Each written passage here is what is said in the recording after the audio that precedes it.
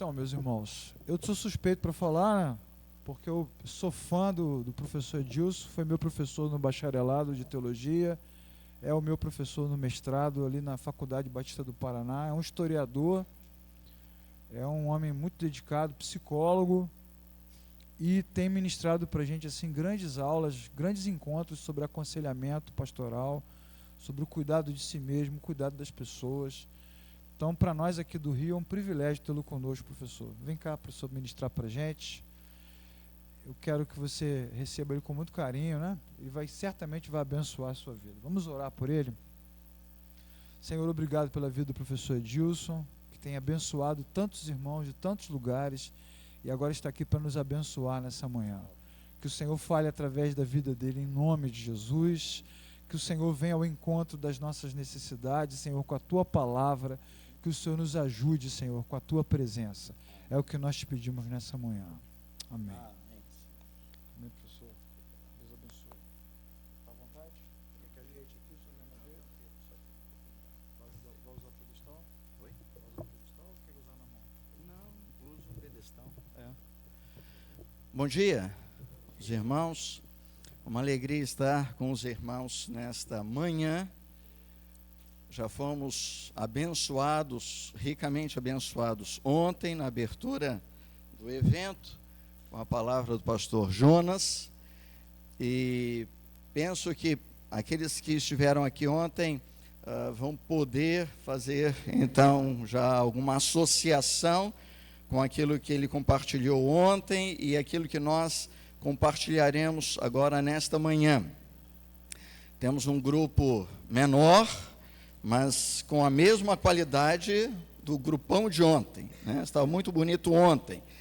E isso também favorece um pouco essa dinâmica nossa, né? De interagirmos um pouquinho mais. Estou aqui com a minha esposa, a Elsie, alguns já a conheceram. Então eu sou carioca, nascido no Hospital do Andaraí, crescido no Engenho Novo, Lins, Meier, essa região toda. Na adolescência, então, nós nos encontramos. Minha esposa é mineira e veio de São Paulo com a família para a Igreja Batista da Tijuca. E ali nós nos conhecemos, é aquela coisa de jovens e tal, e veio namoro, e noivamos, casamos. Eu era bancário quando eu fazia teologia no Seminário do Sul. Eu sou da turma de 1982. Nós casamos em julho de 82. E em dezembro eu me formei. E em janeiro eu assumi uma igreja em Guarapuava, interior do Paraná. Não sei quantos conhecem o Paraná. Terra bonita, né? Então, Curitiba já é uma cidade alta, não chega a 1.000 metros de altura do nível do mar, 900 e pouco. Aí você sobe uma serra, vai para Ponta Grossa e sobe uma outra serra e chega em Guarapuava. Então eu carioca, ela mineira, e morando num lugar bem alto do interior do Paraná. E ali comecei o meu ministério, deixei o banco, era bancário, obrigado, Leclerc. Deixei o banco e assumi o ministério em janeiro de 83, em Guarapuava. Primeiro trabalho, aquela coisa da prática ministerial, a única igreja batista naquela cidade, já com uma liderança também bem forte. E ali nós passamos um pouco mais de 2 anos. Fui convidado para Curitiba e assumi uma igreja que tinha mais ou menos histórico assim. O primeiro pastor ficou 6 anos, o segundo ficou menos de 3 anos, e o terceiro pastor, com 1 ano e 7 meses, morreu na igreja. Então, alguns colegas viam aquela igreja assim com uma certa resistência. E fomos conhecer a igreja e ficamos naquela dúvida também, né? Primeiro ministério 6 anos, o segundo 3, o terceiro morre com 1 ano e 7 meses, bem, vou ficar uns 6 meses, né? E Deus foi trabalhando no nosso coração e ficamos mais de 12 anos naquela igreja. Ministério abençoado, temos um carinho muito grande com a Igreja Batista de Parolim. Ali, naquele período, eu fiz, então, uma outra formação que foi em psicologia. E desde então, desde 89, eu compartilho e transito um pouquinho aí entre teologia e psicologia. Em 96, vim ao Rio, numa série de conferências na Igreja Batista da Tijuca, hoje, primeira Igreja Batista no Andaraí. O resultado foi o convite. Saímos então com 2 filhos, Daniel, já grandão agora, Susan, um casal que nós temos, essa é a família de uma foto antiga, né? Precisamos já trazer aí agora os agregados.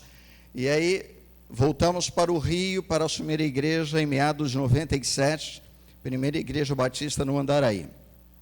Ficamos quase 7 anos. Daniel já querendo voltar, porque ele é curitibano. Eu quero voltar para o Paraná, pai, muito calor, aquela coisa do Rio de Janeiro. E passou na Federal do Paraná, hoje ele é psicólogo. E foi aquele momento que nós entendemos bem, agora acho que podemos voltar para o Paraná. E aí nós voltamos, e desde 2005 eu sou professor na faculdade, anteriormente, Faculdade Teológica Batista do Paraná, mas o nome agora é Faculdades Batista do Paraná. Tem esse S mesmo aí, Faculdades Batista do Paraná. Porque a intenção é que, além de teologia, a instituição, naquele espaço, se torne algo maior com outros cursos. Pedagogia e história, quem sabe, isso aí Deus vai conduzir. Nesse meio tempo, a nossa faculdade abriu o curso de mestrado profissional em teologia, reconhecido pelo MEC. Então, se há alguém com formação superior aqui, em alguma área, mas tem interesse em fazer o mestrado em teologia, nós estamos lá com as portas abertas. Bem, Leclerc foi para lá nesse contexto, antes fazia o EAD, em teologia, nos conhecemos, meu aluno, brilhante aluno, diga-se de passagem, aconselhamento pastoral, que é minha área no mestrado, e conversando, entendendo a visão dele de teologia, a minha também, fomos nos aproximando, veio a ideia de estar no Rio. Falei, bem, eu tenho familiares no Rio, nasci no Rio. Pastor, professor, quem sabe, né? Bem, Deus permitiu que estivéssemos aqui com os irmãos nesta manhã. Além da minha esposa, estou com o pastor Dirceu Amaro Júnior. Ele é filho do Dirceu Amaro. Talvez alguns tenham já ouvido falar, muito atuante no contexto ali do Rio de Janeiro, no passado, né? Meu concunhado, casamos então com irmãs. E o Fabiano, conheci o Fabiano agora, no café, está ali o Fabiano, né? Por que eu quero citar o Fabiano? O Fabiano ficou sabendo do evento pela internet, interessante, né? Então, da Assembleia de Deus, hoje ele congrega na Igreja Presbiteriana, tem um interesse muito grande pelos estudos em teologia, conversamos ali 5, 10 minutinhos, só para dizer da importância, né, da divulgação, de colocarmos, então, esses eventos na mídia, porque o pessoal está acessando aí, com certeza. Bem, vamos pensar então, essa é minha família, Daniel já casado com Elisa, a Susan, ela já noiva do Paulo, e se vocês perceberem, nós estamos no litoral do Paraná. As nossas roupas são próprias do litoral, mas do Paraná, né? No fundo lá vocês podem ver o mar. Devia ser mais ou menos abril ou maio, que eu fui fazer um trabalho no litoral do Paraná, e nós estamos vestidos a caráter para o clima do Paraná nessa época do ano. Bem, o litoral funciona mesmo entre novembro, dezembro até fevereiro, março, depois o litoral fica bem vazio, muito diferente da realidade, né, do litoral que vai aqui para o Nordeste. Conhecer um pouquinho, então, a minha família. Eu queria, então, com os irmãos nesta manhã,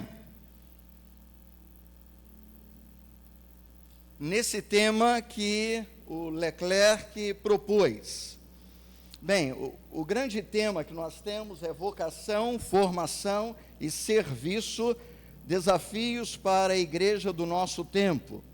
E a minha fala nesta manhã, ou compartilhar, e depois nós vamos abrir para que a gente possa conversar um pouquinho sobre isso, é o cuidado de si mesmo, reflexões teológicas e psicológicas. Bem, então, já falei um pouquinho de mim. Por que eu falei isso? Para que vocês pudessem entender de que lugar eu estou falando. Então, a minha primeira formação foi em teologia, Seminário do Sul, e depois foi em psicologia. E por último, na área de história das religiões, mais catolicismo e protestantismo. O Leclerc falou ontem do livro que eu publiquei. É desse lugar que eu quero falar, da minha experiência desde 82 no ministério, então vão para 33 anos de teologia, e aproximadamente 26 de psicologia, trabalhando na clínica e acompanhando cristãos, não cristãos, membros de nossas igrejas e alguns que vão buscar também na psicologia a possibilidade do crescimento. E acompanhando muitos líderes, como eu, como os irmãos, em nossas demandas ministeriais, nos desafios que nos alcançam. E é um pouquinho sobre isso que nessa manhã nós queremos então pensar. Pastor Jonas ontem já deu aí a partida, né? A diferença da treliça para a videira. E eu, ouvindo ontem, fiquei pensando que algumas vezes nós cuidamos tanto dos outros, porque isso nos chama, o ministério nos exige que nós não paramos e damos o devido tempo ao cuidado que deveríamos ter conosco mesmo. Bem, a questão é essa que vai nos conduzir nesta manhã. Como é que eu posso chegar durante um tempo de ministério, eu não posso queimar a vela rapidamente, não é? Eu preciso pensar que Deus quer me usar durante um bom tempo. Como que eu posso pensar que Deus quer que eu seja um instrumento no cuidado das pessoas, se eu não desenvolvo um cuidado em minha própria vida? É um pouco isso, né? Eu não vou dar conta de cuidar dessas demandas se eu não puder parar e pensar um pouquinho no cuidado que eu preciso ter comigo mesmo. Bem, é um pouco isso que nós queremos então pensar a partir desse momento. E aí vamos juntar um pouquinho teologia e psicologia, ok? Vamos circular aí o autor que eu vou trazer hoje, o Gary Collins, da Edições Vida Nova. Nessa manhã eu só falo do Gary Collins. Amanhã, se Deus nos der a oportunidade de estarmos juntos mais uma vez, eu quero entrar com outros teóricos na área do aconselhamento, porque amanhã é cuidando das pessoas. Então, hoje usamos o tempo para pensar em nós, e amanhã vamos com outros teóricos em aconselhamento pastoral, pensando assim, ok, que recursos nós temos para pensar nos outros. O interessante em Gary Collins é que ele tem um livro que eu recomendo, Aconselhamento Cristão, Desafios, então, para o século XXI. Quem trabalha com aconselhamento sabe que ele publicou um livro, referência, menor, há muitos anos. Eu tenho os dois agora. E aí os alunos perguntam, né, que eu sou professor em aconselhamento na graduação e também no mestrado. Professor, eu posso ficar com aquele livro antigo do Gary Collins? Claro, não precisa jogar fora não, né? Mas a edição recente agora, eu acho que é de 2005, uns 10 anos, é um outro livro do Collins. Ele pega a ideia, quem conhece o primeiro e lê o segundo vai ver que ele amadurece em toda uma discussão, e vai aprofundando em temas que são temas mais atuais, que a primeira obra não contemplou. Então, assim, fique contigo, eu tenho, mas também, se puder, faça um esforço e adquira Gary Collins, Aconselhamento Cristão, século 21, para a nossa realidade. E é sobre isso que nós trataremos, né, nesta manhã. Eu quero trazer duas referências bíblicas, porque é a palavra de Deus, o nosso instrumento no aconselhamento pastoral. Os alunos às vezes falam, professor, e aí, e a psicologia? Se você puder ter conhecimento da psicologia no aconselhamento, isso é importante.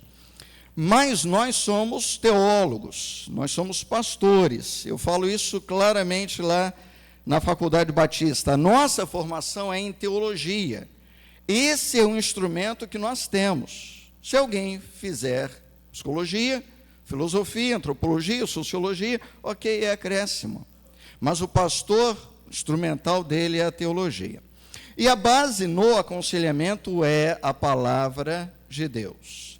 Vamos falar um pouquinho sobre isso hoje, falaremos um pouquinho também sobre isso amanhã. O que a palavra fala sobre esse cuidado pessoal? E aí eu quero pegar o Collins, ele escreve para o treinamento de conselheiros pastorais. Eu quero fazer a leitura de Collins por um outro viés, nessa manhã. Como ele nos fala sobre o cuidado de si mesmo. Então, Collins falando para nós. Não Collins nos ensinando sobre o que fazer com as pessoas. Mas a Bíblia diz, e vamos começar com essa referência: cuidem que ninguém se exclua da graça de Deus, que nenhuma raiz de amargura brote e cause perturbação, contaminando muitos. Vamos ler juntos? Vamos lá? Cuidem que ninguém se exclua da graça de Deus, que nenhuma raiz de amargura brote e cause perturbação, contaminando muitos. O interessante é que o texto não fala que Deus nos exclui da sua graça. A referência bíblica, a orientação é: cuidado para você não se excluir da graça de Deus. A ideia é um pouco essa: a graça está aí. Deus quer nos ministrar. E o texto bíblico, então, de aproximadamente 2000 anos, vai dizer o quê? Cuide, para que você não siga por caminhos, e esses caminhos te levem à ausência da graça de Deus. Avança um pouco mais. E aí já começamos a pegar alguns aspectos bíblicos, teológicos, que remetem às nossas questões emocionais. Que nenhuma raiz de amargura brote e cause perturbação. Opa, isso é para mim. Não é necessariamente para as pessoas que eu estou acompanhando. É também para elas. Eu vou ministrar a estas pessoas. Mas em algum momento eu preciso parar e pensar: como é que está o meu interior? Como é que eu estou trabalhando com as minhas emoções? Como é que eu lido com as situações do meu dia a dia, no contexto ministerial, em tantas áreas do contexto da igreja local onde nós estamos inseridos? E aí nós corremos e fazemos e atendemos e acompanhamos. Tá, e aí, será que eu estou inquieto? Será que existem coisas lá no profundo da minha alma, pelo aspecto emocional? Essa é a ideia da raiz de amargura, que podemos acolher, ela cresce e gera perturbação, contaminando muitos. E às vezes começa no contexto de nossas famílias, né? Nós, ministros, as ministras, pastores, pastoras, ministros em tantas áreas do contexto da igreja local, com questões que nós estamos com dificuldade de acertar e temos que dar conta de acertar as questões dos outros, as demandas dos outros. Há uma citação também em Pedro muito interessante. Lancem sobre ele toda a sua ansiedade, porque ele tem cuidado de vocês. Ué, mas lá em Mateus não fala que nós não devemos ter ansiedade? Temos ansiedade? Podemos ter ansiedade? Somos ansiosos? O que nós fazemos com a nossa ansiedade? Então, assim, existem gradações de ansiedade. E vamos pensar que essa é aquela que nos alcança a todos. Há um nível de ansiedade que é muito positivo. Então, assim, a Bíblia fala que nós não podemos andar ansiosos. É verdade. Mas Pedro vai dizer o seguinte: o que você faz com a sua ansiedade? Ela me acompanha, porque isso é da estrutura humana. O que eu faço com a minha ansiedade? Lance sobre o Senhor a sua ansiedade, porque Ele está cuidando da sua vida. Eu preciso fazer alguma coisa com a minha ansiedade. E às vezes a ansiedade é do ministério, as tensões, pressões, dar conta de algumas coisas no contexto onde estou inserido. Algumas são ansiedades da família. Planejamos, pensamos, né, mas nem sempre sai como nós pensamos. Conhecem aquela passagem quando os discípulos, os apóstolos, estão com Cristo no barco, eles saem de uma praia e precisam chegar a outra praia, mas no meio do lago eles são tomados por uma tempestade.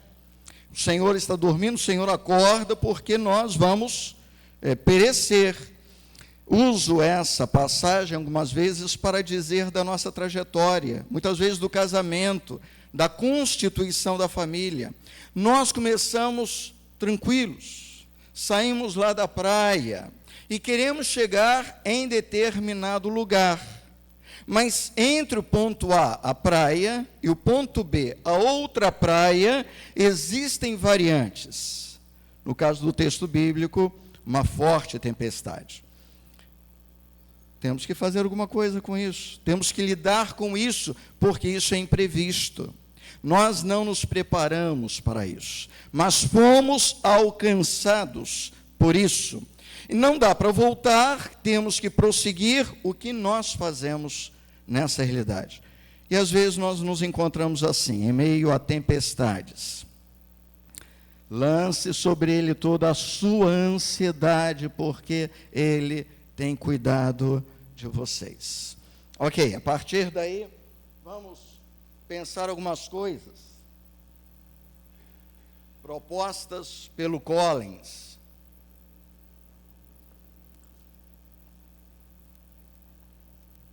Ele vai dizer o seguinte, abre aspas, a Bíblia contém vários exemplos de necessidades humanas, e segue, através de suas páginas, lemos a respeito de solidão, desânimo, dúvida, tristeza, inveja, violência, pobreza, doença, tensão interpessoal e diversos outros problemas pessoais, algumas vezes manifestados na vida dos maiores santos. Quem está falando isso é referência na área de aconselhamento pastoral. Ele coloca isso. E se eu trouxe Collins para a nossa discussão aqui nessa manhã, é porque eu concordo com ele nesse sentido, né? Ele começa dizendo sobre a palavra de Deus. Então a palavra é rica nesse contexto de marcar as nossas lutas, os nossos desafios, as tempestades pelas quais nós vivemos. A questão é que nós olhamos muito isso no outro. A igreja está em crise, mas eu estou inserido na igreja. As famílias, aí colocamos no geral, estão passando por dificuldades e num processo de desestruturação. Mas a minha família está inserida nessa sociedade. Tem filhos, os filhos estão casando, e eles passam também por dificuldades. Eu preciso trazer para mim, porque isso pode gerar ansiedade. Eu preciso lidar com essa ansiedade. Muito bem. Vamos lá. A Bíblia revela o Pai, tanto misericordioso quanto amoroso, pronto a acolher os seus filhos distantes. Lembram-se da parábola do filho pródigo? Ok? Tranquilo aqui para todos nós? Pai amoroso, cuidadoso, essa é a história, né, daquele contexto de uma antiguidade distante de todos nós, mas é muito próxima também à realidade das nossas famílias. O pai tem lá os bens, e o filho mais novo: pai, eu quero agora usufruir da vida, eu quero ter prazer, mas não quero ficar velho, eu quero agora. E assim tem o enredo do texto, né? O pai vai: tá aí, filho, leva, e ele vai viver a vida dele. Nós sabemos um pouco esse desenvolvimento. Não sabe administrar, vive intensamente o prazer, e aí em algum momento o que ele tinha, que era suficiente, já não é mais, está distante, longe do pai, da família, do aconchego, e ele começa a ter reflexões na sua memória. Isso é psicologia, mas é também teologia. Em sua memória: puxa vida, os empregados do meu pai, os servos, eles estão vivendo melhor do que eu. E ele começa um processo de elaboração interior. Não há ação, não há comportamento. O comportamento vem depois da elaboração mental. Ele está distante e começa a pensar no pai, na vida, na fazenda, nos empregados. Em algum momento, distante, sem nenhum comportamento ainda, ele fala assim: vou me levantar, mas ainda não o fez. Vou me levantar e vou em direção ao meu pai e vou dizer a ele isso: pai, eu errei, pequei, e agora estou aqui de volta. Eu quero ser como um dos teus funcionários. Mas não há ação ainda, há só elaboração. Até que em algum momento ele diz: é essa a decisão que eu vou tomar. Por que eu estou dizendo isso da elaboração e da ação? Porque muitas vezes nós ficamos muito na elaboração e pensamos o que nós precisamos fazer. E pensamos: eu vou fazer, eu vou falar, vou me reconciliar, vou fazer. Mas isso é difícil, né? Já pensou sair e fazer? A ideia seria essa do filho. Não é fácil fazer, é necessário primeiro elaborar, trabalhar isso internamente. Mas ele faz. E ele sabe agora do lugar dele. Eu não quero ser reconhecido como filho. Eu vou chegar e vou dizer: pai, estou me reconciliando e eu sei agora do meu lugar. Eu quero ser um trabalhador, eu quero viver dignamente. Ele faz isso. Ao fazer, aí vem a ação, vai desencadear uma crise familiar. A parábola do filho pródigo, para entendermos crises familiares, é fantástica. Quando ele chega, cria uma crise que não estava presente. Mas a mágoa, o ressentimento, estava ali. Não havia se manifestado. Por quê? Porque o irmão estava distante. Até que o irmão volta. Ao voltar, mexe com a estrutura da família. E é isso que nós trabalhamos em aconselhamento. Essas dinâmicas familiares. Quando ele chega, o pai o recebe, o abraça, o trata como filho. Interessante que no texto não há nenhuma cobrança. Cadê o dinheiro? Sobrou alguma coisa do dinheiro? Filho, vem cá, vou te receber. Não é? E naquele acolhimento, o filho mais velho se ressente. Talvez o ressentimento fosse antigo, mas não houve oportunidade de manifestação. Ali, com a volta do caçula, essa mágoa se revela. Ele não quer entrar à festa, mas ele não quer participar. É o irmão dele. Ele vai dizer: olha, o teu filho voltou. E aí ele abre o coração e coloca algumas mágoas. Nunca tive o animalzinho para fazer a festa com os meus amigos. Mas onde estava isso? No coração. E se manifesta com a volta do filho que se reconcilia. Como, essas dinâmicas são fortes no contexto familiar. Nesse livro que eu publiquei, Cristãos em Confronto, há uma passagem muito interessante de um autor cristão. Eu quero só fazer a leitura aqui, porque eu introduzo essa discussão sobre cristãos em confronto com essa citação do Noel, no livro, não é da Edições Vida Nova, mas A Volta do Filho Pródigo. A construção desse livro parte de uma figura de Rembrandt. Rembrandt foi um pintor do medievo, deixa eu ver, 1606, 1669 que ele morre, século XVII. Pintou muito passagens bíblicas, pinturas fantásticas. Já tivemos a oportunidade de ver algumas obras de Rembrandt lá em Curitiba. E quando eu vejo alguma coisa de Rembrandt, eu quero ver, porque ele tinha uma sensibilidade fantástica. E esse religioso, ele vê uma figura de Rembrandt que retrata o filho pródigo. O quadro é esse. Mas ele não se contenta com a figura o inquieta. Ele vai para São Petersburgo para ver a obra original de Rembrandt. E ele fica muito tempo diante do quadro de Rembrandt. O livro é muito interessante. E ele começa a analisar a parábola do filho pródigo a partir da obra do artista e do que ele retratou na compreensão dele da parábola do filho pródigo. Aí ele escreve o seguinte: eu não tinha realmente visto, o autor do livro, como o filho mais velho pertence ao filho pródigo de Rembrandt, até ir a São Petersburgo e ver todo o quadro, porque a gravura tinha só o filho que volta. Mas na pintura original, o filho mais velho está ali. E Rembrandt coloca meio oculto, na sombra. E aí Noel fala, puxa, eu só fui ver o filho mais velho no quadro, não na figura. E prossegue. Aí eu descobri a tensão que Rembrandt invoca. Não há somente a reconciliação cheia de luz entre o pai e o filho mais jovem, mas também a distância sombria e ressentida do filho mais velho. Prossegue Noel. Há arrependimento, mas também raiva. Há comunhão, mas também distanciamento.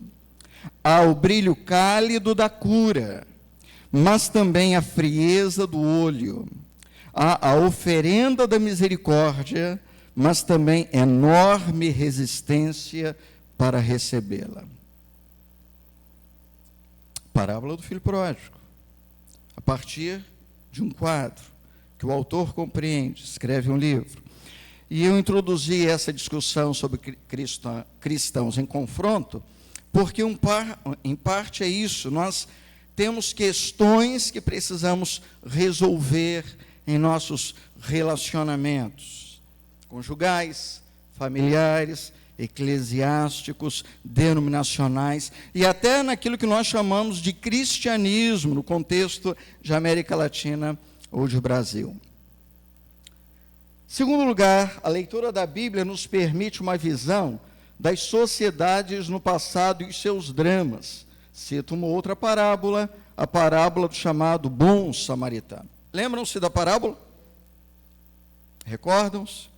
Quem não tem muita lembrança, está aí a dica. Vá lá, volte hoje à tarde, ache lá em Lucas, parábola do filho pródigo, chamada do filho pródigo, e a outra chamada do bom samaritano.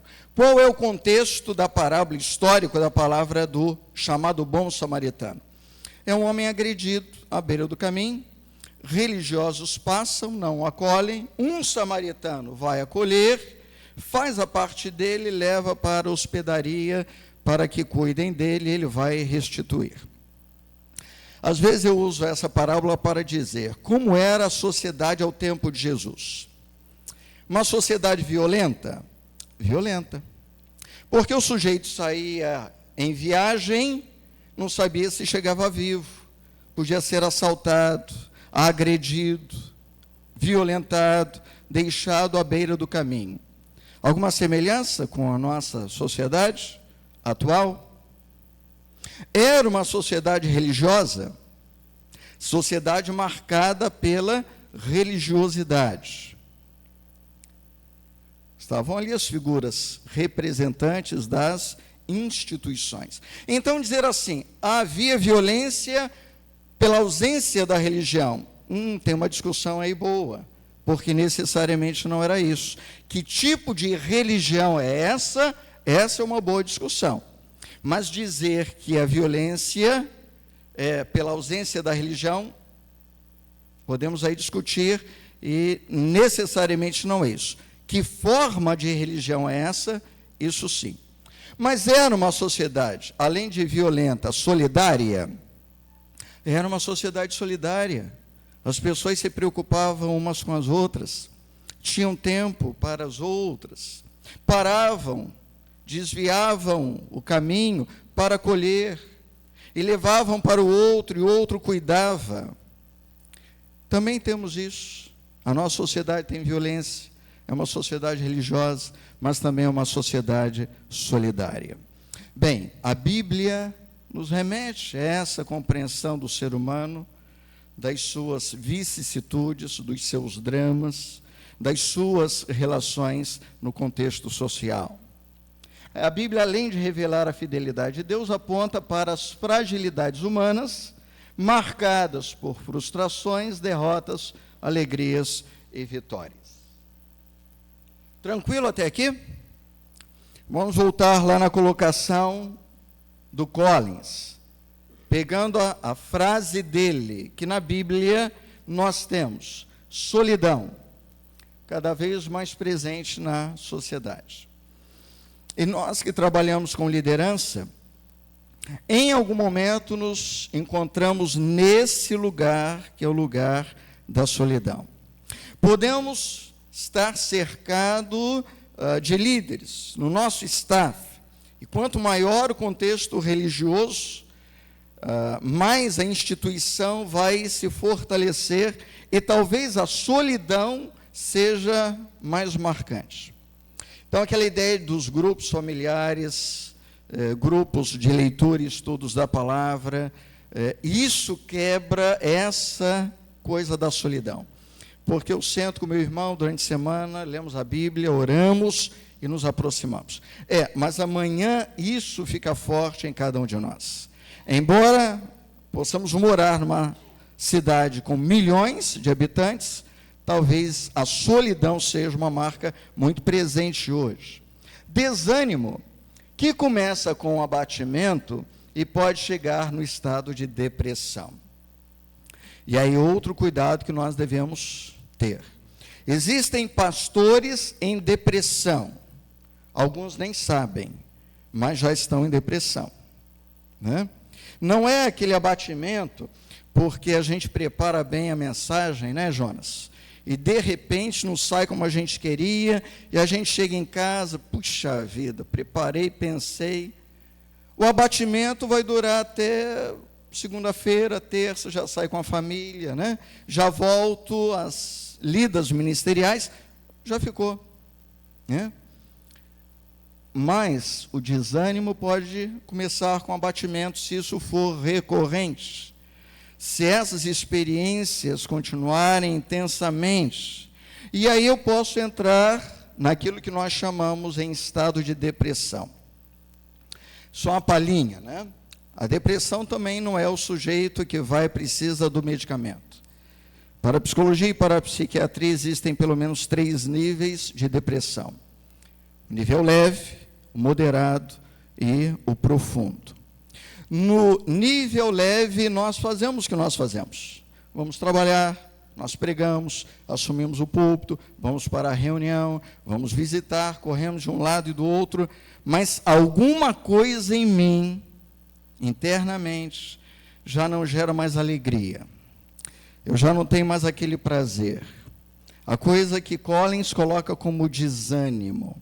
Tá, isso pode ser semanas, meses e anos. O outro nível seria da depressão em nível moderado. Eu continuo fazendo, mas aí alguém da igreja fala assim, pastor, vamos lá, vamos pescar, segunda-feira é o seu dia de folga, vamos lá, vamos pescar. Ah, meu irmão, estou tão cansado que hoje eu prefiro ficar em casa. E ele fica em casa. E a esposa, bem, vamos sair, vamos lá, vamos almoçar fora, hoje é teu dia de folga. Não, eu prefiro ficar em casa, vou ficar em casa. Vem a semana de novo, terça, naquela rotina, domingo, segunda-feira, um outro irmão, pastor, vamos lá, vamos fazer uma viagem até o sítio ali, é serra, vamos passar ali, vamos almoçar por lá. Ah, meu irmão, estou tão cansado, né? Não estou querendo não. Estão entendendo? Ele continua fazendo algumas coisas, mas ele começa a se retrair.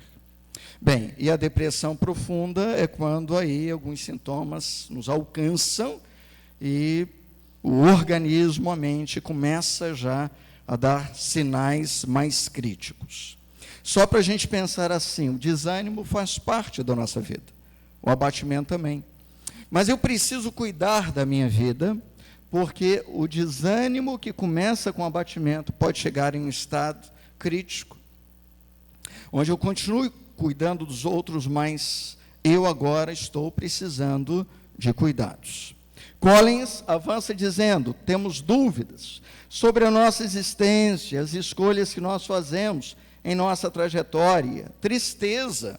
A tristeza é um sentimento nosso, é um sentimento humano, mas que pode se prolongar de forma prejudicial. Então, não há ninguém que não experimente alguma tristeza em sua trajetória de vida, inclusive no contexto ministerial.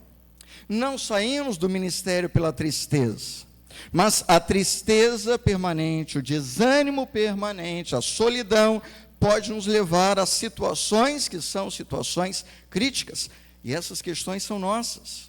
Elas não são das pessoas com quem nós trabalhamos e atendemos. Sobre isso nós falaremos, então, amanhã. Inveja, diferente de ciúmes.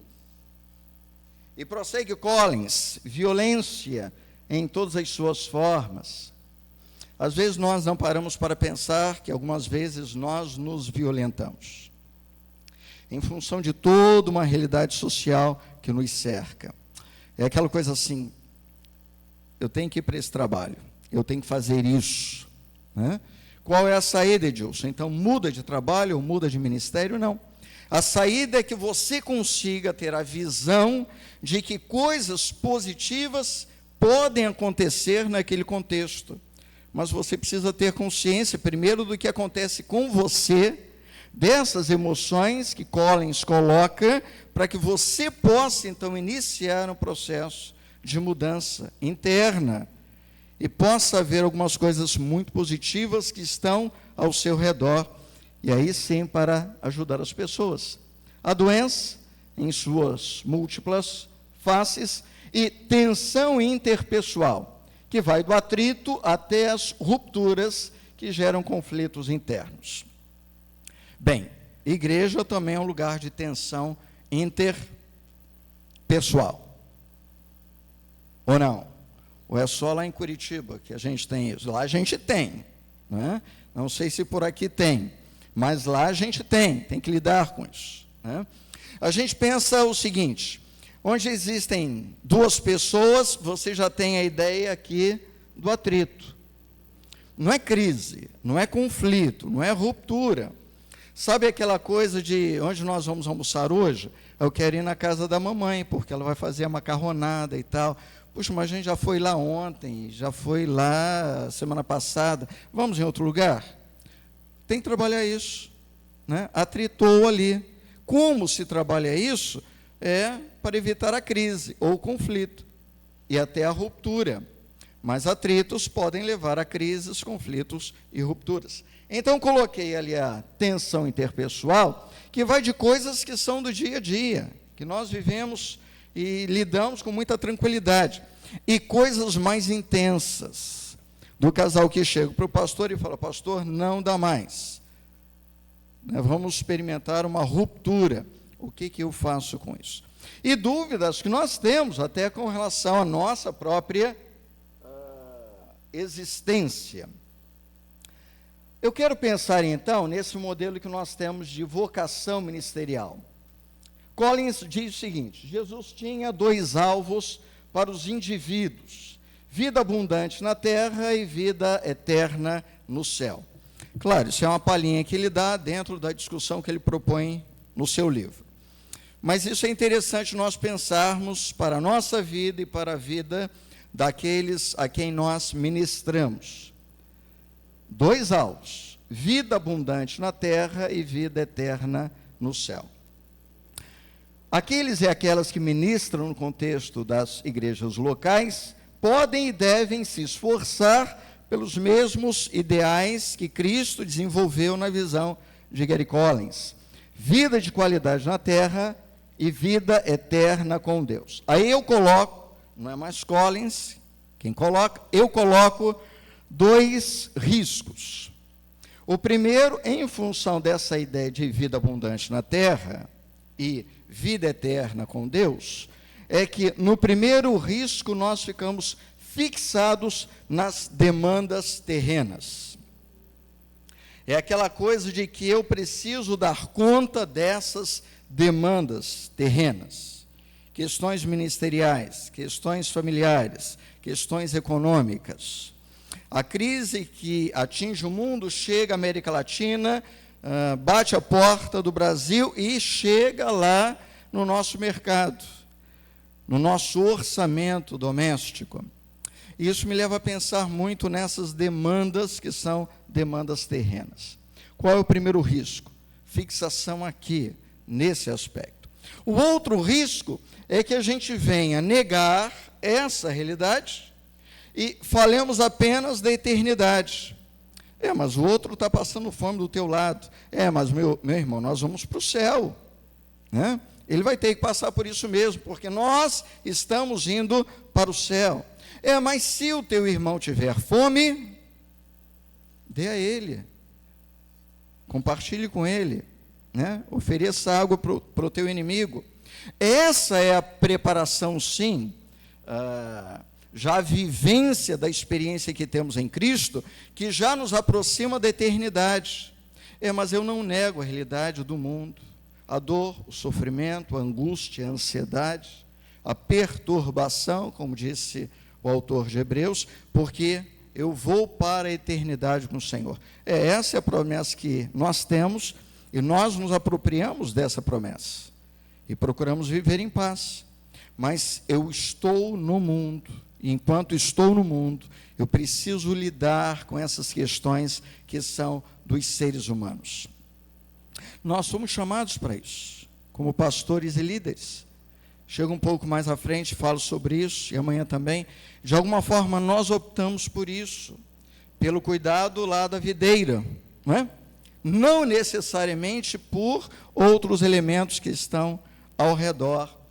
Então, quando eu vejo, a partir de Collins, que Jesus tinha 2 grandes alvos em seu ministério, e eu sou discípulo de Cristo, e me coloco como instrumento em suas mãos, também eu quero trabalhar isso com as pessoas e na minha própria vida. Então como é que eu faço para viver essa vida em abundância? E como que eu faço também para ter esta visão, que é a visão da eternidade? Vamos caminhando. Cristo, então, é a nossa experiência, a nossa inspiração para o serviço. Primeiro objetivo: o cuidado de si mesmo implica, inicialmente, buscar uma vida abundante na terra, que para mim, aí coloco a minha visão de vida em abundância, para mim, vida em abundância é o resultado do equilíbrio em todas as áreas do meu viver. Na área física, mental, religiosa e espiritual. É claro que outros autores, professores, pastores podem ter uma outra visão do que significa a vida em abundância. E a gente não vai discutir isso aqui, né? Entendo que outras percepções existem. Estou colocando o que eu entendo, fruto da minha percepção teológica, da minha caminhada na psicologia, do que eu compreendo como vida em abundância na terra. O equilíbrio que o Senhor nos confere quando nós podemos cuidar do físico, do mental, do religioso e do espiritual. Porque religioso é uma coisa, espiritual é uma outra coisa. Não é? Nós temos ritos e práticas religiosas. Quando nós nos reunimos para celebrar a ceia do Senhor, isso faz parte já de um ritual. A memória do sacrifício do corpo, do sangue de Cristo, em algumas outras denominações, alguns outros significados. Eu posso participar apenas disso, e vou participar de um ato religioso. Mas se eu tiver a compreensão do que ele significa para mim, e se ali eu puder entender que ao participar com os meus irmãos, estou quebrando solidão, distanciamento, estou me aproximando, estou colocando diante do Senhor, na celebração da ceia, a minha ansiedade, lançando sobre Ele. Senhor, cuida da minha tristeza. Isso não é mais um rito religioso. É também, mas agora ele tem um significado espiritual. Sai dali, todos nós comemos pedaços do mesmo pão e tomamos cálices que vieram da mesma fonte, mas talvez aquilo tenha me atingido de uma forma muito mais profunda do que o outro meu irmão. E não significa que eu seja melhor ou pior do que ele. São os significados que esses rituais passam a ter em nossas vidas. Ok, para mim isso é vida em abundância. Se eu não tiver o carro, do ano, ou aquela casa que eu gostaria, mas se eu estou equilibrado física, mental, religiosa, espiritualmente, eu vou entender que a minha trajetória tenha significado. Que talvez aquilo que para mim em algum momento fosse tão importante, não vai ser. Gente, nada contra o carro do ano, a casa, ir para a região aqui dos lagos, lugar fantástico, nada disso. Mas como nós nos apropriamos desses elementos que nos cercam. Então, eu posso até ter tantas coisas, mas isso não vai dar o sentido de vida em abundância em minha vida. Aí eu vou para a psicologia, que é a área que eu atendo recorrentemente, e me lembro de uma situação que alguém fala, um contexto de família: Dilson, nós construímos um patrimônio, mas não construímos a família. E agora? Bem, vamos lá.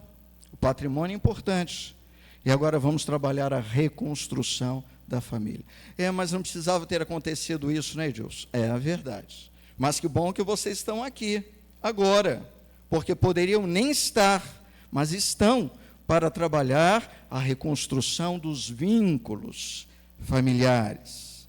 Desânimo, a solidão, a tristeza, a ansiedade. Agora vamos cuidar disso. Que bom quando temos, então, patrimônio e temos também todos esses significados relacionais em nossa existência.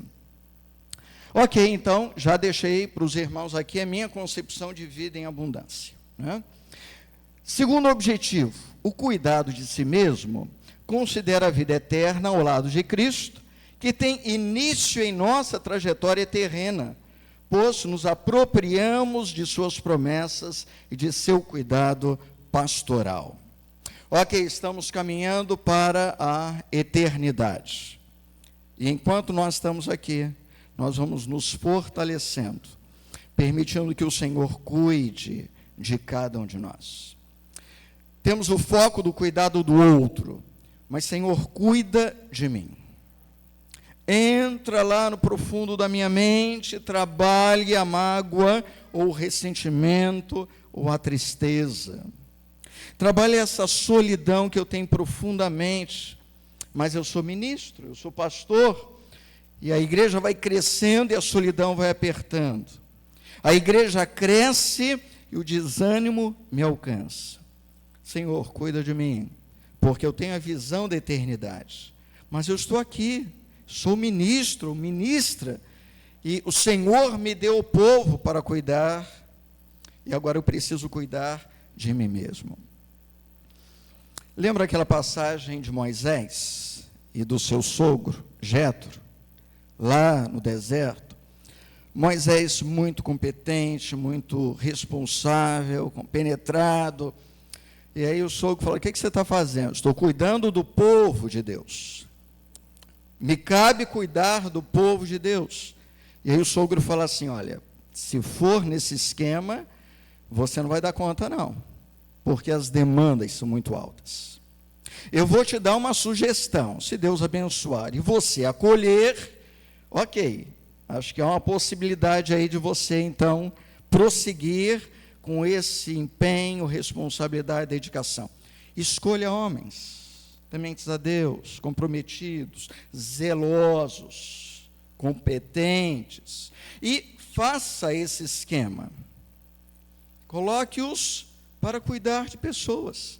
Eles vão cuidar das pessoas, sob o teu acompanhamento. Se houver uma questão muito complexa e eles não derem conta, eles vão te procurar. Moisés, olha, isso é complexo demais, a gente não vai dar conta não. E Moisés vai, acolhe a sugestão, coloca em prática, e ele agora começa a cuidar também de si. Muito voltado para cuidar do povo. Volto a dizer, responsável, zeloso, competente. Mas alguém de fora disse para ele: olha, se você for nesse caminho, você não vai dar conta de caminhar com o povo o tempo que o povo espera que você esteja com ele. Você vai ficar no meio do caminho e esse povo vai ficar sem um líder. Então, está aqui uma ideia que eu vou colocar. Ele coloca a ideia para Moisés, Moisés acolhe, e nós sabemos, né? Penso que todos nós aqui, ou a maioria, o resultado disso. É isso. Nós precisamos cuidar de nós mesmos.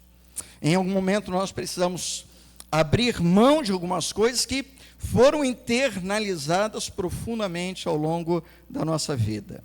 Eu falo também sobre isso um pouquinho à frente e amanhã. Isso é difícil, porque isso é responsabilidade minha. Talvez Moisés tivesse pensado isso. Ok, mas eu preciso dar uma forma diferente a essa realidade. Jesus é a nossa inspiração, cuidando de nosso interior. Aí eu quero ir a Paulo. Já ouviram as recomendações de Paulo a Timóteo ontem?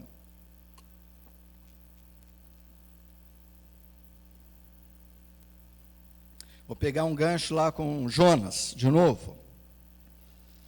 Paulo só pôde falar o que falou a Timóteo, fortalecendo, porque Paulo, pela palavra de Deus, ele nos ensina como ele lidou com as suas próprias questões.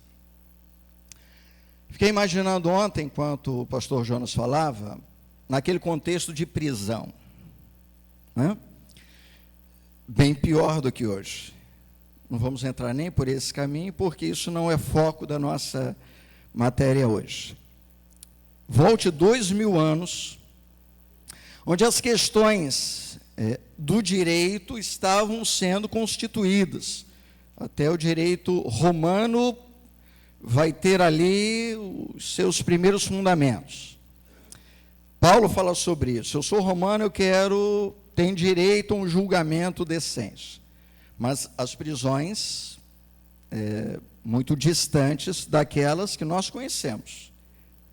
Na América Latina, pior ainda. Mas em alguns países, com a qualidade muito maior. Não há luz, não há água, não há higiene, né? Não há assessoria jurídica, e ele está lá. Como alguém se vê nessa situação e consegue permanecer e ainda canta, e louva, e escreve? Bem, a não ser que ele tivesse trabalhado internamente algumas questões, para que depois ele pudesse ministrar aos outros. Eu gosto dessa passagem de 1 Coríntios 13, todo o capítulo. Ele é magnífico nessa discussão do lugar do amor e do que ele de fato significa nos relacionamentos. Paulo escreve sobre amor relacional aos cristãos em Corinto. Provavelmente uma igreja carente, necessitada desse aspecto. Mas em algum momento Paulo fala assim: quando eu era menino, falava como menino, pensava como menino e raciocinava como menino. Quando me tornei homem, deixei para trás as coisas de menino. Em alguns momentos eu trago essa citação de Paulo para dizer assim: Paulo quando está elaborando a sua carta, essa que nós temos como a segunda, ou a primeira aos Coríntios, e pensa na sua vida. Ele volta e pensa na sua infância, como ele vivia, como que ele pensava, como que ele se relacionava, para dizer assim: algumas coisas aconteceram na minha vida, já passei por algumas experiências, e pronto, cheguei nesse momento. E agora me cabe agir de acordo com a faixa etária que estou, ou com a maturidade emocional que eu tenho. O falar, o pensar, o raciocinar, estão ligados à nossa estrutura mental. Paulo não está preocupado com psicologia, mesmo porque não havia na época. Psicologia é coisa recente. Mas ele nos leva a pensar sobre algumas das questões que hoje nós chamamos de funções psíquicas ou mentais. Ele está dizendo o seguinte: no nosso desenvolvimento, na infância é uma maneira de pensar, na adolescência também, e nós vamos crescendo e vamos amadurecendo. O interessante dessa passagem é que Paulo olha para o seu passado. É isso que eu quero chamar a atenção. Ele, ao escrever para os cristãos em Corinto, ele diz assim: eu consigo voltar ao meu passado, eu consigo pensar na minha infância, quando eu era menino. Isso é importante no nosso trabalho, no cuidado de si mesmo. Quando em algum momento eu digo assim: eu preciso voltar aqui, eu preciso pensar nisso, porque isso não ficou adequadamente resolvido. Há alguma coisa aqui que eu preciso cuidar. Mas eu vou passando por cima também disso, porque o ministério me leva, o trabalho, o empenho no reino de Deus. Mas, meus irmãos, isso está lá, está comigo. Lembram-se lá do filho mais velho, da parábola? Está tudo bem, aparentemente tudo bem, até que há um evento, e esse evento vai provocar a expressão da mágoa daquele irmão e daquele filho. Então, a nossa vida pode ir bem, mas em algum momento, deixa eu olhar um pouquinho para a minha infância, para a minha adolescência, eu preciso repensar algumas coisas. E cada um faça assim, dentro daquilo que dá conta, não é? Às vezes o pessoal pensa: vou para o psicólogo vai entrar lá na minha mente, vai ver coisas que eu nunca vi. A gente não tem esse poder não, né? E até o pessoal brinca que, ele é psicólogo, hein? Vamos cuidar no que a gente está pensando, falando aqui, porque ele é psicólogo. Eu digo sempre: psicólogo eu sou lá no meu consultório, vou jogar bola, eu não sou psicólogo. Vou comer pizza com o pessoal da igreja, alunos e tal, eu não sou psicólogo, né? Eu sou psicólogo naquele enquadre, naquele contexto, né? Mas nós precisamos, então, cuidar a partir daquilo que nós damos conta. O cuidar de si mesmo implica na capacidade de olhar para si e analisar a sua trajetória de vida, partindo dessa colocação de Paulo, percebendo as mudanças que ocorreram em nosso interior. Quando observamos e compreendemos as marcas de nossa trajetória, inclusive os sofrimentos, nos colocamos de forma mais coerente e adequada para ajudar outras pessoas. Por isso a Bíblia diz assim: os nossos sofrimentos, eles nos ajudam com o sofrimento dos outros. Mas não é só sofrer, eu preciso entender o lugar do sofrimento na minha vida, que não é a mesma coisa que desejar também não, gente, né? O sofrimento nos alcança, não é que eu o deseje. Eu posso negá-lo ou eu vou dar um lugar a ele, um sentido a ele. É isso que a Bíblia diz. Ao dar o sentido, você está cuidando de si e se habilitando para cuidar de outras pessoas. Cuidado com o interior. Aí eu faço uma pergunta. Leclerc, eu vou até que horas? 40 minutos? Eu tenho? Ok, avança um pouquinho mais e a gente abre aqui para um bate-papo. Quero fazer uma pergunta para vocês. Nosso tema hoje é cuidando de si. Como ajudar alguém no processo de transformação pessoal? Porque nós somos conselheiros, pastores e pastoras. Como ajudar alguém no processo de transformação pessoal se não percebemos as nossas fragilidades, as nossas limitações e imperfeições, além das mudanças que precisamos empreender? É o que Paulo colocou. Estou em processo de mudança. Na infância, eu tinha uma maneira de ser. Não estou mais na infância. Que mudanças ainda eu preciso fazer? Que coisas eu preciso trabalhar na minha vida para que o meu ministério seja efetivo para as pessoas que estão ao meu redor? Eu coloco que quando nós olhamos para o nosso interior com sinceridade, estamos cuidando de nós mesmos, mas também cuidando de nossas igrejas locais. O que eu gostaria de deixar aqui nessa manhã, e aí de novo volto lá, né, que lugar eu falo? Da teologia e da psicologia. É que Deus nos chamou para o ministério, para cuidar de pessoas. Claro que existem outras funções aí que nos cabem também, mas é para cuidar de pessoas. Mas esse cuidado tem a ver com o cuidado que nós temos com a nossa própria vida, com o físico, o mental, o religioso e também o espiritual. Vamos avançar. Algumas dicas do Collins. Citar de novo Collins. Entender a si mesmo, não sou eu que estou falando não, é referência em aconselhamento pastoral, que nessa manhã a gente está pegando para a nossa experiência. Entender a si mesmo é geralmente o primeiro passo para a cura. Fazemos isso direto, gente, com as pessoas. Nós acolhemos. Alguns pastores têm horário tomado de gabinete de aconselhamento. Você tem alguém com quem conversar? Você tem um conselheiro? Estou falando nem em psicologia, né? Nem em terapia. Estou falando assim, você tem um amigo que você possa abrir o coração e falar assim, olha, eu preciso falar com você hoje. Estou magoado, ressentido, estou triste, uma tristeza recorrente, não sai da minha alma. Eu quero falar para você sobre isso. Mas é um amigo que vai dizer, escuta, vamos lá, cara, acho que está faltando oração, leitura da palavra. Aí ele, mas eu oro, eu estou lá no meu devocional, né, eu estou fazendo isso.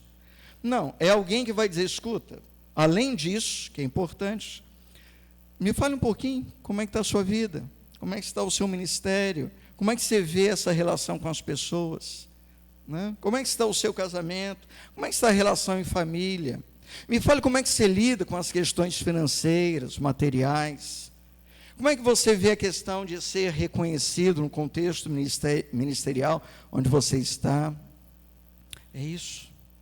Aí Collins fala, entender a si mesmo é geralmente o primeiro passo para a cura, é olhar para dentro de si. Só que nós temos resistências. E aí nós vamos, psicologia fala sobre isso, indo por alguns caminhos. O falar para o outro permite que esse outro me provoque, algumas vezes. Ele faça perguntas que eu não tinha pensado. E essas perguntas me levam a pensar sobre quando era menino. Pensava, falava, raciocinava. O que eu fiz com isso ao longo da minha trajetória? Primeira dica, né?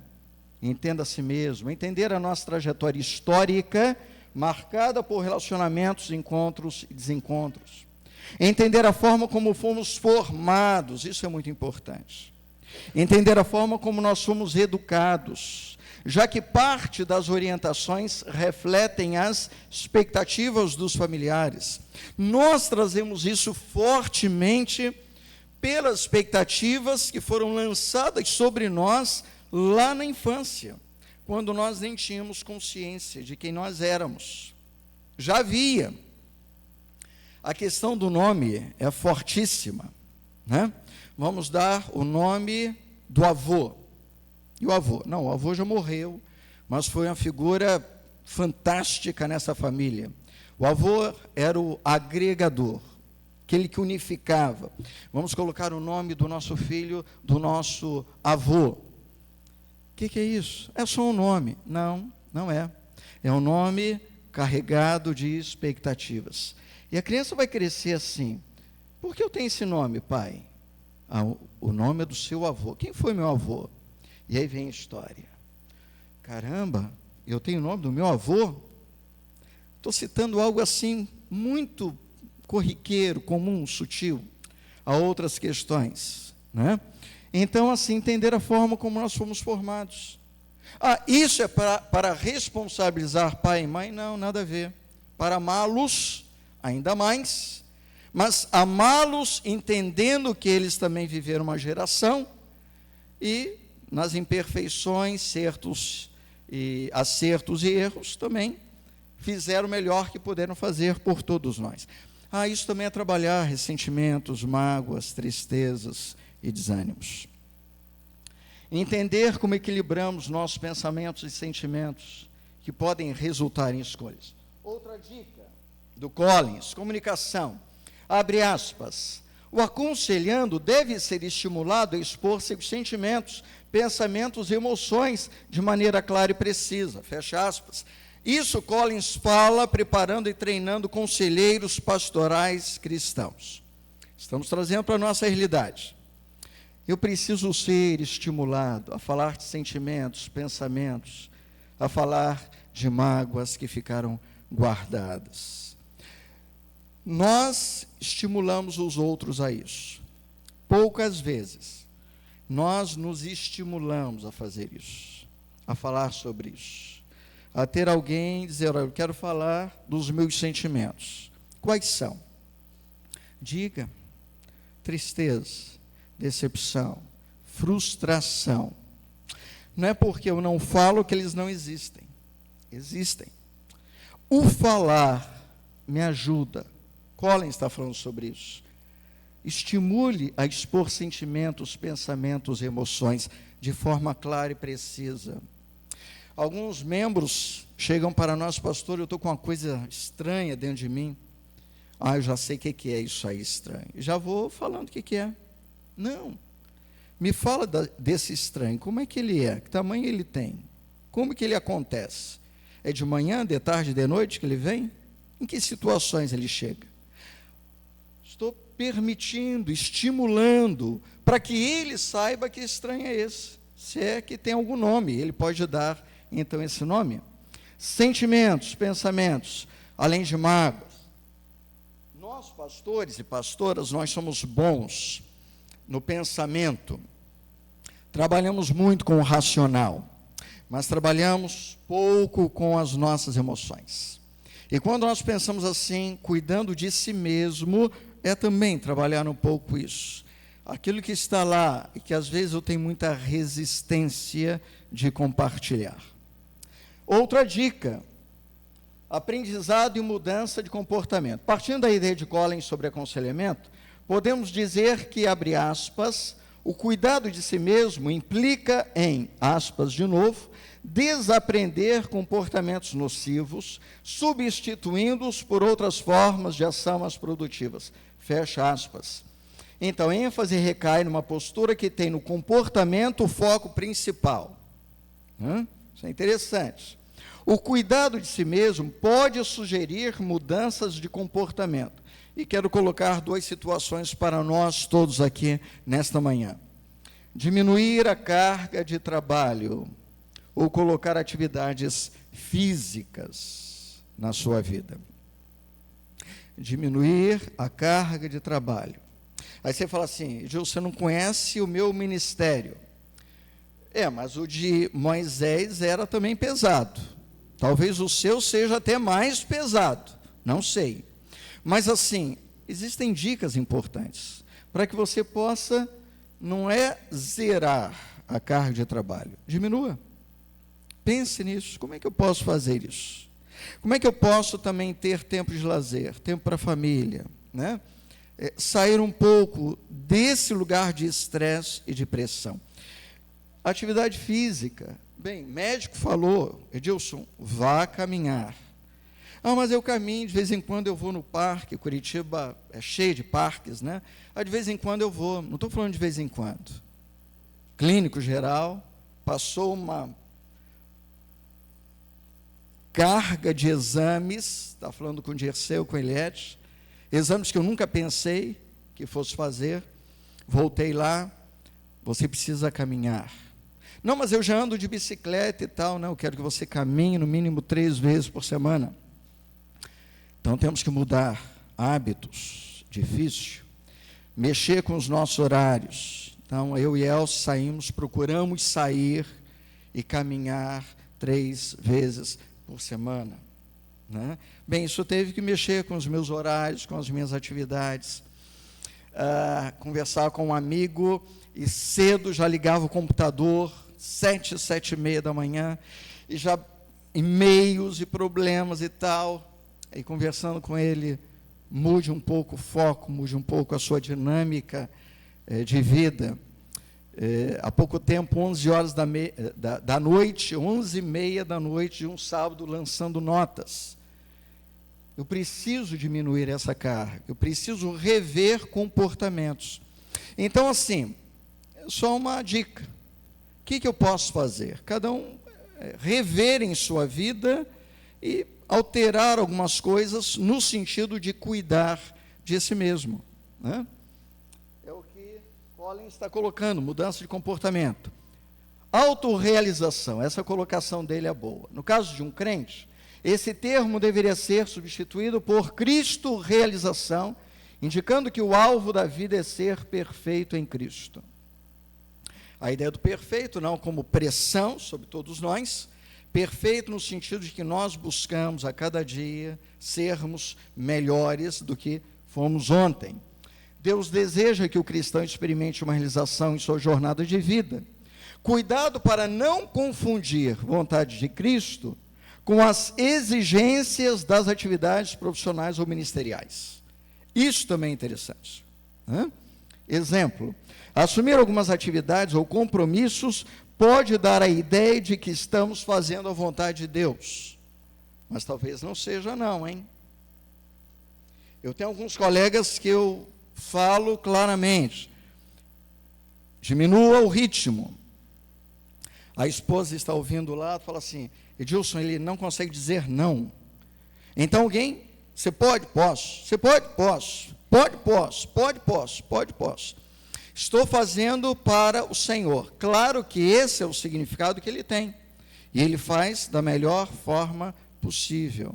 Mas, evidentemente, ele tem as mesmas horas que todos nós temos. Algumas coisas vão ficar porque outras estão ocupando esse lugar. Então, veja como você pode buscar essa realização a partir daquilo que Deus quer para a sua vida. Temos demandas e temos realidades específicas, né? Cada um de nós. E aí apoio. De forma geral, as pessoas conseguem, Colin está falando isso, desenvolver, na maior parte do tempo, os objetivos citados. Aí ele coloca, exceto em períodos ou por períodos temporários de estresse ou em momentos de crise. Tudo isso que nós vimos até agora, essas dicas, Collins vai dizer assim, nós fazemos. Mas se entrar um momento de crise ou de estresse, talvez eu não consiga. Aí ele coloca lá a importância do apoio. Apoie ao próximo em qualquer situação, né? Isso é fundamental. Mas não se esqueça de solicitar apoio quando necessário. Ah, mas isso é complicado, né? E eu acompanho pastores, não só no ministério, mas também clinicamente. Você pode compartilhar isso com alguém da igreja? Complicado, Deus. Com quem você pode compartilhar? Busque apoio, né? Veja em alguém, um colega que se confie, de fato, que pode te apoiar em momentos que são momentos delicados. Às vezes os grupos de casais, familiares, fazem esse efeito, né? Mas isso tem que ser bem trabalhado com um grupo, para que isso não se torne comum a toda a comunidade. Nós estamos falando de coisas que são muito pessoais, íntimas, sentimentos e emoções nos são muito caros, e a gente tem que ter cuidado. Por isso, esse apoio precisa ser identificado. Eu posso falar com ele, porque eu sei que ele vai poder me ouvir e me ajudar nesse processo. Solicitar apoio é reconhecer que Deus usa outras pessoas, além de nós mesmos. Tem nos usado, né? E quer usar outras pessoas.